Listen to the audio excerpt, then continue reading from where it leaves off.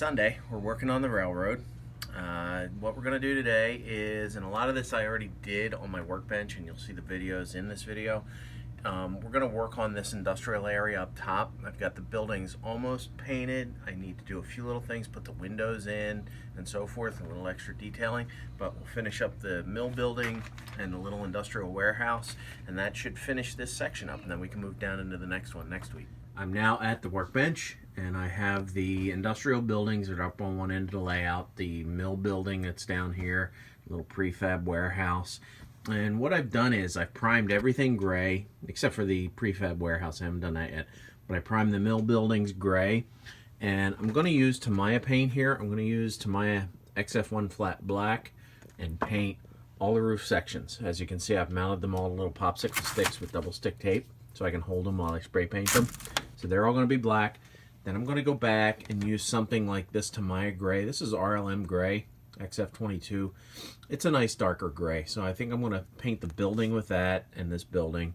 And then after that's done, I'll use an even darker gray, this German gray, XF63, and paint all the windows and things. And I'll paint those, the doors and the windows while they're on the sprues. I'll just spray them straight on the sprue and then cut them out and glue them into the building. So that's the plan. Let's see what happens after we paint these things, and we can go back and do some weathering. Alright, I've finished step one. Step one was to put all the primary coats of color on all these buildings. And as you see, I used Tamiya colors, and we did the roof in black, flat black, did the mill building in an RLM gray, did the warehouse in a medium blue, and then I did these concrete sections with sky.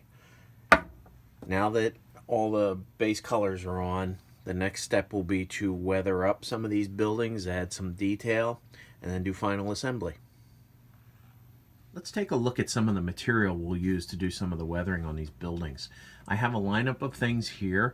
The first three here are AK materials. They're washes and streaking material, rust streak and some gray streaking. I figure these I'll use on the mill building, on the gray buildings.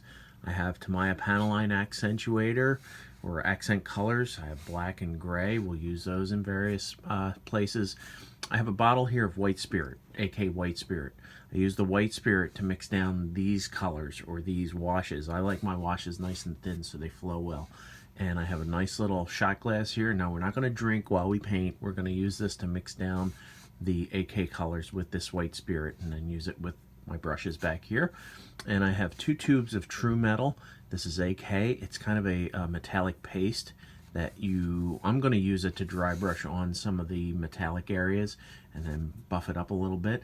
So this is what I think I'm going to use. I may throw something else in there, but for the most part, this should be a good lineup of weathering materials.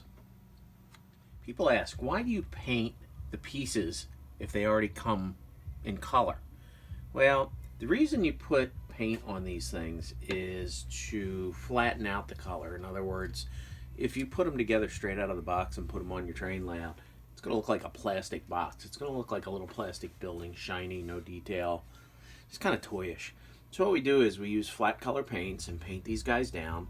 And then the idea is to take washes, and we'll use dry brushing, which is lightening up the original color and scrubbing it on to give this depth and give it highlights. And you'll see a big difference. So the first thing we're going to do is work with washes and add some depth to the buildings.